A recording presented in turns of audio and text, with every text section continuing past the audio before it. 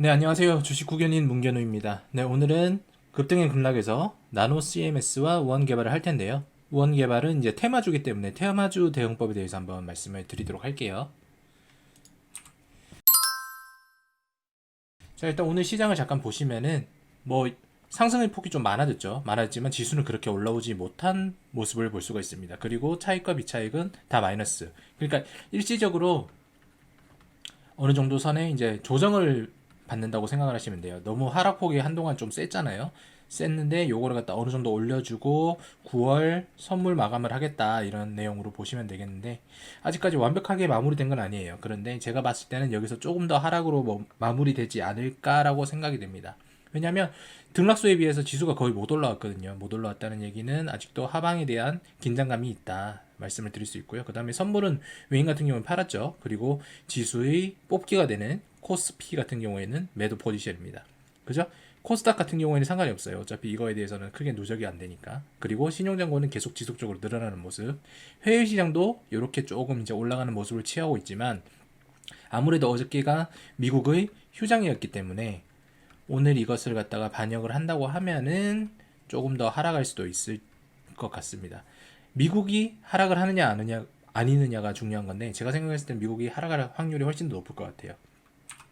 자, 옵션을 갖다가 한번 체크해 볼게요. 체크해 보시면 뭐 콜옵션, 풋옵션 이거에 대해서는 기본적인 그 지식은 이제 각자 공부를 해보시고 풋옵션 같은 경우에 떨어지면 수익이죠. 그런데 외인이 여기 보시면 이 305 구간에서 매수를 많이 한 걸 볼 수가 있습니다. 그리고 뭐 외국인 같은 경우에도 콜옵션을 위에서 많이 걸었잖아요. 그래서 아마도 이렇게 하방으로 내려올 확률이 높다. 뭐 자세한 거는 좀 말씀드리면 어려우니까 이 정도만 생각해 주시면 되고요. 자, 나노 CMS에 대해서 한번 알아보도록 하겠습니다. 일단 3250원인 가격인데 시가총액이 1300억이죠. 1300억. 1300억임에도 불구하고 매출액이 영 안 좋아요. 그죠? 상장이 21년도에 했는데 지금 보시면 적자인 상황에서 상장을 했거든요. 그럼 이게 지금 흑자인 상황으로 올라온다고 하더라도 크게 좋은 회사가 안 되겠죠. 유보일 같은 경우에는 당연히 이게 그 IPO 들어가면서 자금이 들어왔잖아요. 그래서 유보율이 늘어날 수밖에 없는 상황. 그리고 부채 비율은 당연히 그 자본금 들어온 것에서 갚았으니까 줄어들었겠죠. 이렇게 가는 거고. 자, 뭐 대략적인 이제 뉴스를 보면은 여러 가지가 있어요. 무슨 뭐 코로나 19 사멸 램프를 만들었다부터 시작해가지고 뭐 글로리 케미칼과 뭐 이런 거는 그렇다 치고 조폐공사와 뭐 어떤 걸 하고 이 회사가 보면은 어떤 회사인지는 이제 뒤에서 보도록 하고 3열 램프를 갖다가 양산을 시작했다. 위드 코로나로 문의가 급증했다. 이렇게 했는데 이 램프 하나로 뭐 어떤 가시적인 거리에 있는 그 정도에 있는 거는 바이러스는 이제 사멸시킬 수 있다. 뭐 이런 식으로 가는 램프인데 이걸 쓰는 사람들이 없겠죠. 뭐 얼마나 있겠습니까? 지금 위드 코로나 이후에도 변이가 뭐 계속되고 그다음에 뭐 감기나 이런 거에도 효과가 있다고 하면은 지속적으로 쓰겠지만 제가 봤을 때 영속성은 없을 것 같아요. 뭐 램프를 쓴다고 하더라도 LED가 엄청나게 싼데 굳이 이걸 갖다가 쓰겠느냐라는 생각이 들죠. 그리고 뭐 보시면은 보안 안료 등의 제품 공급을 체결했다 이렇게 되어 있는데 조폐공사와 원래 하는 게 이게 본업이죠. 보안 안료. 그리고 뭐 원자외선 램프로 흑자 전환을 했다 이렇게 되어 있는데 본업이 지금 보시면은 보안이에요. 보안 안료입니다. 안료. 그런데 지금 얘기가 나오는 게 보안에서 벗어나고 램프가 나오기 시작했죠. 거기서 램프도 코로나 뭐 이런 거, 그 다음에 흑자, 아니 그 원적외선, 원자외선 이런 식으로 가고 있어요. 그럼 약간 본업에서 이탈을 하고 있다는 겁니다. 그죠? 기존 사업의 매출을 넘어서고 흑자 전환도 가능할 수 있다. 이 말은 무슨 말이냐? 보안 산업 자체가 이미 경쟁력이 없거나 아니면 돈이 되지 않는다. 근데 아마 코스닥으로 상장을 한 걸 보면 경쟁력이 없었던 건 아닌데 돈이 안 됐을 거예요. 그러니까 상장을 시키고 이제 다른 쪽으로 매출을 내려고 하는 거겠죠. 자, 그 다음에 최근에 얘기가 나온 게 전기차용 전력 반도체를 갖다가 진출을 한다라고 얘기를 하는데 대만 SIC 기판 제조 회사예요. 근데 이 기판 제조를 할 때 과연 나노 CMS에서 어떤 안료 혹은 재료를 갖다가 제공할 수 있느냐, 이게 문제가 되겠죠. 그리고 이 안료와 재료가 과연 얼마나 큰 매출을 주느냐, 이게 중요한겠죠. 그죠? 제가 생각했을 때는 크게 의미가 없을 것 같아요. 보시면 뭐 SiC 전력 반도체는 10배의 전압과 수백도의 고열을 견딜 수 있다라고 얘기를 하지만 재료를 공급하는 거잖아요. 재료. 근데 이 재료에서 얼마나 비중이 있는지도 우리는 알 수가 없습니다.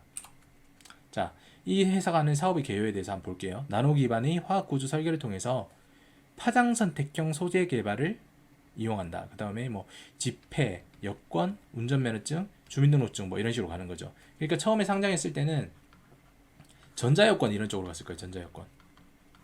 코로나 때문에 이런 여권에 대해서 중요성이 있었고 좀 간편성이 필요했잖아요. 그러니까 이게 테마를 타고 잘 상장이 된 겁니다. 상장이 잘 됐죠. 그리고 나서부터 잘 안 되는 거죠. 이 흡수도 변화, 여기 이제 반도체 쪽에 뭐 어떤 그런 게 들어갈 수는 있겠죠.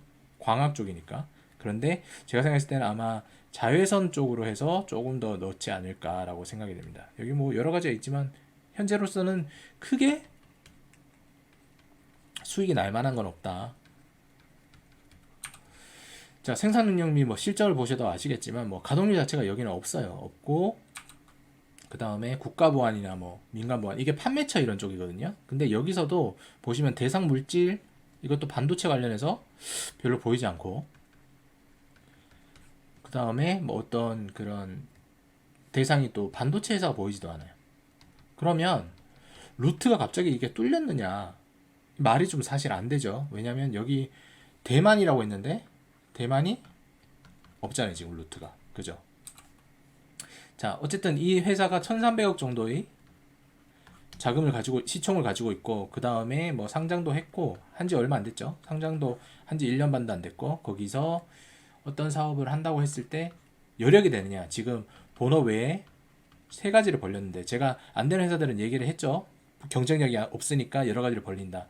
근데 뭐 자금은 어느 정도 있습니다. 어쨌든 간에 1년 안에 만들 수 있는 자금, 이게 한 250억 정도가 됩니다. 그죠? 250억 정도가 되는데, 이 돈으로 어떤 사업에 대해서 시설 투자를 한다고 했을 때 반도체 쪽도 설비를 늘리려면은 과연 적은 자금이 들어가진 않겠죠.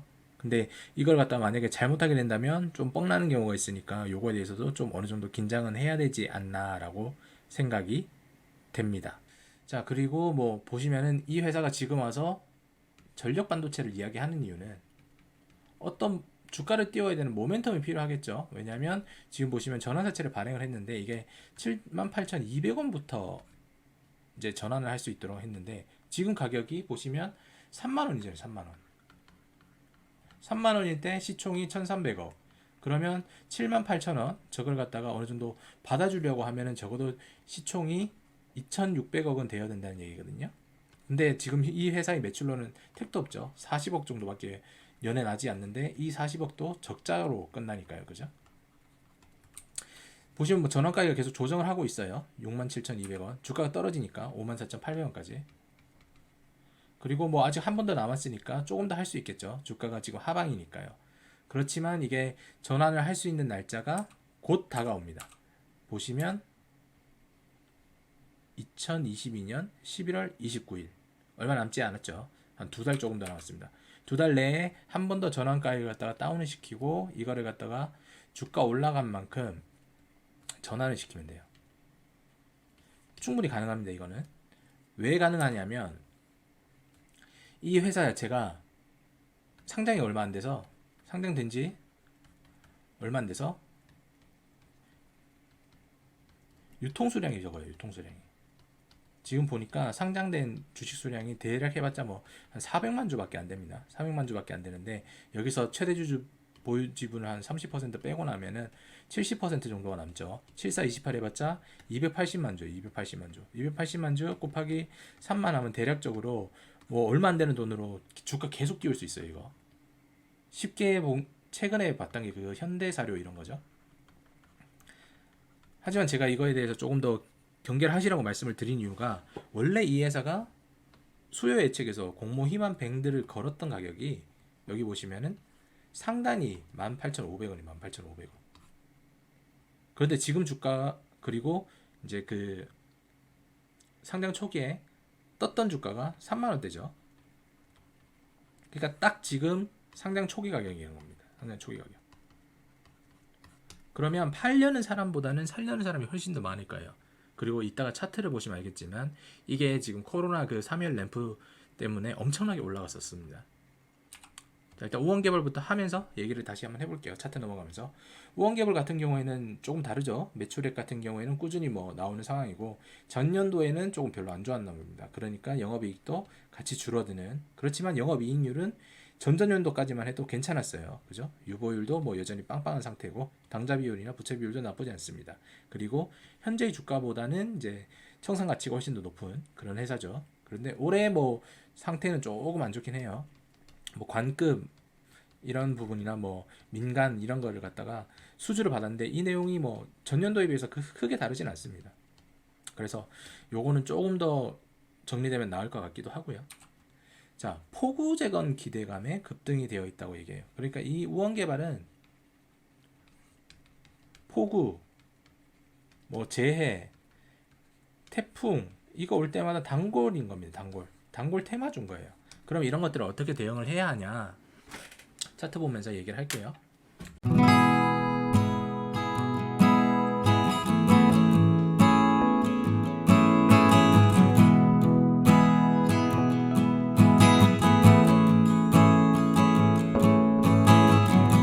자, 먼저 나노 CMS 차트부터 보도록 하겠습니다. 나노 CMS 일단 증거금 100% 제가 피하라는 종목이죠.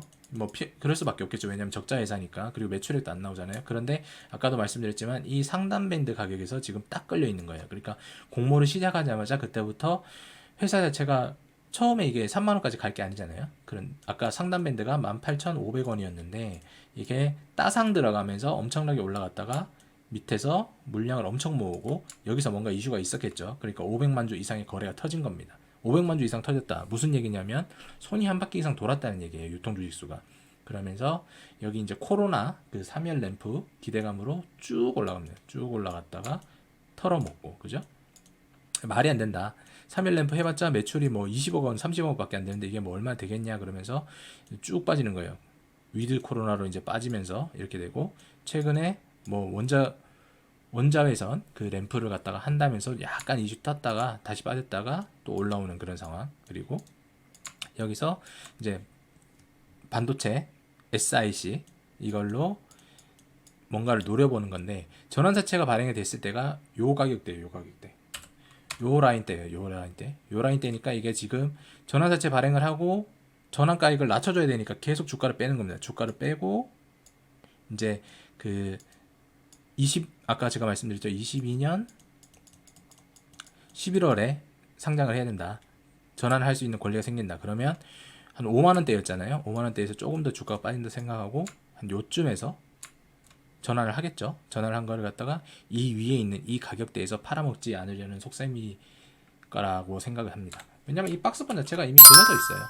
박스권을 갖다 살짝 그려보면 이렇게 그려져 있거든요. 그래서 최소 요 박스 위에서는 11월달 위에 올라가 있지 않을까라고 생각이 됩니다. 그런데 뭐 시장이 박살이 난다면 이건 또 얘기가 달라지는 거죠. 그때는 이제 전환했던 부분에 대해서 다시 한번 작전을 태우고 실어가는 부분이라서 적극적으로 저는 뭐 이런 거를 사실하고 말씀을 드리고 싶지는 않습니다. 그런데 뭐 도박성이 있는 시장이니까 어쨌든 간에 지금 상황에서는 한 번 정도 베팅을 해보신다면은 지금 가격은 나쁘지 않겠죠. 물론 살 수 있다는 전제하에서.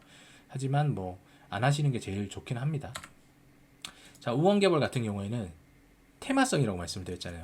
뒤로 돌려보면 매년 6월쯤 장마철이 오면은 이렇게 항상 움직입니다. 이렇게 항상. 그죠? 그럼 이럴 경우에는 어떻게 대응을 하면 되느냐? 여기 고점에서 물렸다고 하더라도, 그러니까 지금 여기서 사서 수익이 나신 분들은 여기서 익절을 하시는 거고, 여기서 사서 이제 물리신 분들은 더 이상 올라가지 못한다. 그러면 이거는 없는 주식이라고 생각을 하세요. 없는 주식이라고 생각을 하시고, 적어도 이제 겨울, 여기 보시면 패턴이 그렇죠? 1월, 2월이 최저점을 찍잖아요. 1월, 2월쯤에서 물을 타고 나오셔야 되는 겁니다. 이게 가장 좋아요. 테마주를 할 때는 여름에 테마를 탈 것 같다 그러면은 겨울에 사고, 겨울에 테마를 탈 것 같다면 여름에 사고, 이런 식으로 계속 돌아가면 되는 겁니다. 최근에 뭐 빅텍이나 여러 것들이 있었지만 빅텍 같은 경우에는 좀 한물 갔죠. 이제 북한 도발에 대해서 이제 어느 정도 반응이 이제 시장이 반응이 없어요. 뭐 이런 거 보면은 엄청나게 반응이 있곤 했었는데, 그렇지 않은 거를 보면 이제 홍수나 이런 자연재해, 그 다음에 과거에 있었던 그런 구제역 이런 것들, 이글벳 이런 것들 있잖아요. 이런 것들 보면은 전체적으로 다 똑같거든요. 보면 겨울 테마에 항상 올라오는 이런 모습을 보인다. 그죠? 그런 거에서 이제 여름이 이럴 때 이제 사서 이제 겨울을 기다리면 이글벳을 좀 더 좋은 쪽으로 팔 수 있고, 여기서 보시면 나오잖아요. 그죠? 여름에 사서 겨울에 팔고, 여기도 여름에 사서 뭐 어느 정도의 선에서 팔고, 이런 식으로 테마주는 이렇게 대응하는 게 가장 좋습니다. 제가 경험해서 봤을 땐 그래요. 그런데 제일 좋은 건 안 하시는 게 제일 좋고요. 사실 한번 잘 생각해 보시고 진행해 보시기 바랍니다. 그래서 오늘 두 종목들은 제가 봤을 때 글쎄요, 우원개발 같은 경우에는 한 번 정도는 더 기회가 있지 않을까라고 생각이 됩니다. 왜냐하면 지금 이게 거래량에 비해서 너무 많이 내려왔어요. 너무 많이 내려왔고 분명히 여기서 지지 한번 해줄 겁니다. 그래서 탈출 못하신 분들은 여기서 탈출을 하는 것도 좋을 것 같다는 생각이 드네요. 네, 오늘은 여기까지 하도록 할게요. 아무쪼록 좋은 결과 있으셨으면 좋겠고, 좋아요, 구독 꼭 한번 눌러주시기 바랍니다. 감사합니다.